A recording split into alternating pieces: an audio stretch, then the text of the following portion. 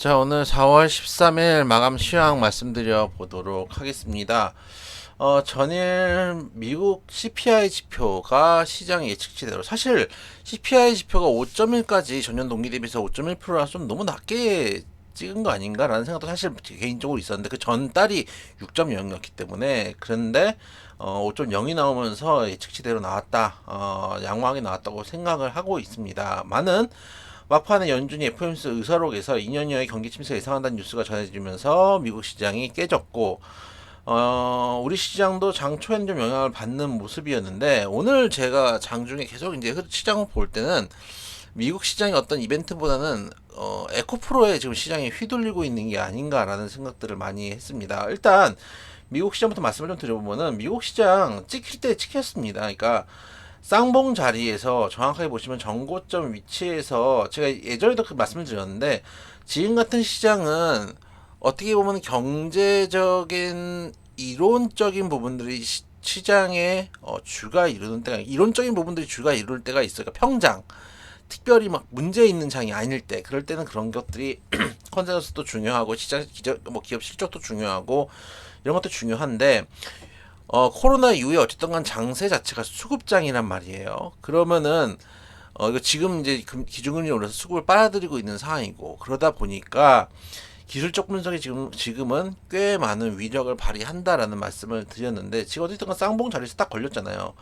여기 정확하게 걸리고 보시면 요 자리죠. 딱 여기 더 당겨볼까요? 이 양봉에서 딱 걸리고 이 양봉에 딱 걸렸어요. 딱 걸리고 쌍봉 찍고 눌림목을 주고 있는 구간인데 보시면은 삼각 수렴 자리라고 하죠. 저점을 올리고 있고 고점이 일단은 브레이크가 잡힌 자리 여기서 삼각 수렴을 한 다음에 방향성을 모색하는데 통상 이런 삼각수렴 자리에서 저점을 올리는 삼각수렴 자리면은 힘을 모은 다음에 이 위를 돌파해서 레벨업 될 가능성들도 사실 많이 있습니다. 그런 측면들을 생각해 본다면 아직 뭐 미국 시장이 죽었다 이럴 자리는 아니고 사실 FOMC에서 경기 침체를 예상한다. 2년 정도 경기 침체가 이어질 것이다. 이런 얘기들을 했지만은 저는 오히려 경기 침체를 예상한다는 말 자체가 긍정적이라고 반대로 경기 침체 우려는 없다라고 만약에 말하면 그게 더 문제라고 생각해요. 이게 옛날에 리먼 때 그랬었거든요. 리먼 때 기억을 되돌려 보면은 그때 연준 의장부터 해서 연준부터 해서 그 크리스펌도 그렇고 문제 없다. 정부에서도 미국 정부에서도 문제 없다. 그리고 신용평가사들에서도 뭐 S&P나 무디스 이런 데서도 전부 다 뭐 신용 등급 평가를 유지하고 막 이러다가 문제를 계속 쌓아가다가 터져버린 거예요 한 번에.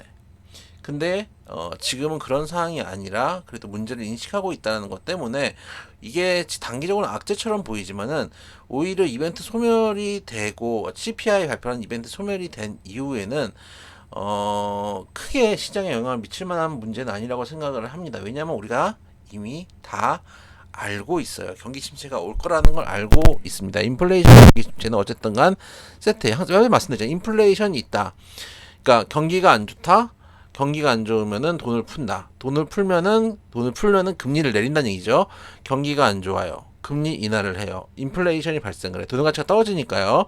인플레이션이 발생을 해요. 그러면은 인플레이션 마켓에서 금리 인상을 해요. 경기 침체가 돼요. 다시 금리 인하를 해요. 그리고 이게 이 사이클이 계속 돌아가는 거예요. 그러니까 경기 순환 사이클이기 때문에 특별한 문제가 될 거라고 생각하지는 않습니다.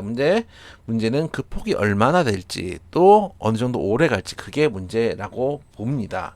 2년이라는 기간이 그래서 경기 침체라는 단어보다 훨씬 더 중요하다고 보고 있습니다. 오늘 장중 흐름을 보시면은 장초에 코스피입니다. 장초에 내리꼽았다가 장 후반에 들어올리고 또 코스닥도 마찬가지. 코스닥이 더 심했죠. 장 초반에 오늘 코스닥이 마이너스 1.7까지 빠졌어요. 빠질 때 어떻게 됐습니까? 에코프로가 그만큼 빠졌다니. 지금은 시장에서 연준이고 나발이고 파월이고 다 모르겠다. 이 에코프로가 제일 문제다라고 생각하고 있는 것 같아요. 에코프로가 장초에 빠지고 들어올리니까 시장도 거의 그런 흐름에 지금 연동되고 있는 흐름이거든요. 제가 오늘 뭐 주식 방송을 하루 종일 틀어놓는데 하루 종일 한 시간에 한 번씩 에코프로 들은 것 같아요. 한 시간이 뭐예요?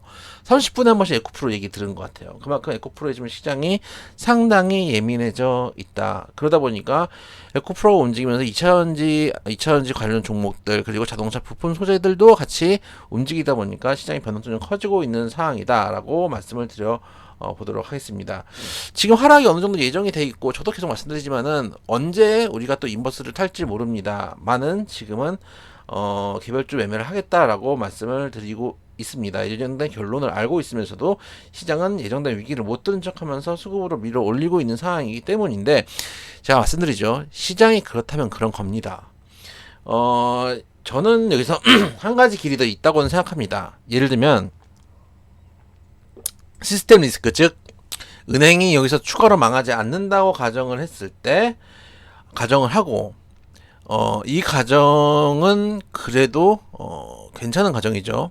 여기서 추가적으로 유럽이나 미국의 은행들이 문제가 발생하지 않을 가능성도 물론 분명히 있기 때문에 이것도 가정이 가능하고 대만에서 전쟁이 벌어지지 않는다는 가정, 중국이 요즘 그래도 정상 국가처럼 보이려고 노력을 하고 있죠. 그 가정하고 마지막에 러시아와 우크라이나의 전쟁이 막바지로 치닫는다는 가정을 한다면은 우리 시장이 가격 조정을 주지 않고 기간 조정을 줄 가능성도 있습니다. 밑으로 꼽히는 게 아니고 옆으로 누울 가능성도 있기 때문에 그런 장세가 만약에 펼쳐진다면은 경기 침체가 있는데도 불구하고 그런 장세가 펼쳐진다면은 오히려 개별주들은 먹을 수 있는 장세들이 있을 수도 있습니다. 왜 그러냐?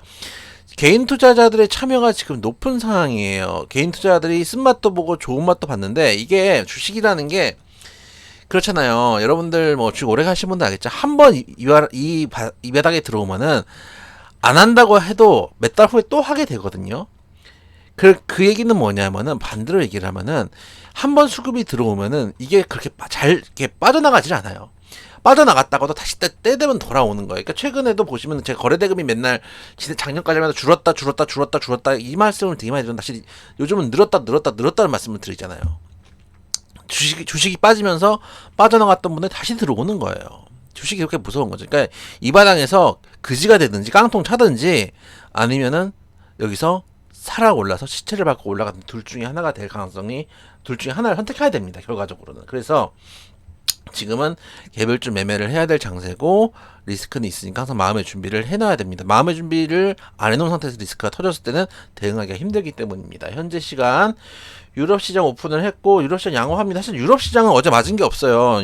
왜냐면은 장 막판에 나온 뉴스이기 때문에 유럽 시장 닫힌 다음에 나왔거든요. 유로스톡 같은 경우에 유로스톡이 지금 미쳤어요. 보면은 지금 유로스톡은 신고가입니다. 지금 코로나 때가 고점이 이때잖아요. 3,700이잖아요. 지금 4,300까지 올라가 있기 때문에 고점이 이때죠. 4,200이었는데 지금 그 고점 어간까지 그 신고가까지 지금 올라와 있는 상황이기 때문에 이 신고가만 돌파하면은 추가 상승도 가능할 수 있다. 다만 현재 구간 역시 유로도 마찬가지입니다. 쌍봉 자리이기 때문에 월봉입니다. 쌍봉 자리이기 때문에 이 자리에서 추가적으로 돌파할지는 새로운 모멘텀이 나오는지를 확인해 봐야 될 겁니다. 일단 제 생각에는 여기서 만약에 유럽이 상방을 돌파해주고 나스닥이 삼각 수렴 이후에 추가 상승을 해주는 흐름, 지금 나스닥 이건 일봉입니다. 삼각 수렴 이후에 추가 상승을 해준다면 충분히 우리 시장도 올라갈 여력들은 있다고 생각이 됩니다. 특히 우리 시장이 다른 시장보다 못 올라온 것도 맞기 때문에 최근에 올해 1월에 그런 얘기들 많이 했잖아요. 코스닥이 전 세계 1위 상승률이다라는 얘기를 했는데 코로나 때도 그랬었거든요. 코로나 때도 전 세계 1위 상승률을 할 때가 있었는데 왜냐? 전 세계에서 가장 많이 빠졌었던 종목이 코스닥이었기 때문에 올라올 때도 빠르게 올라왔는데 역시 마찬가지. 빠질 때도 우리나라가 제일 먼저 빠졌고 제일 많이 빠졌기 때문에 올라올 때도 가장 빠르게 올라오고 있는 상황입니다. 그런 측면들 생각했을 때 지금은 마음의 준비는 해놓고 개별주 매매를 할 때다라는 말씀 계속적으로 드리도록 하겠습니다. 마음의 준비가 안 되면 리스크가 터졌을 때 대응을 하지 못하니까요.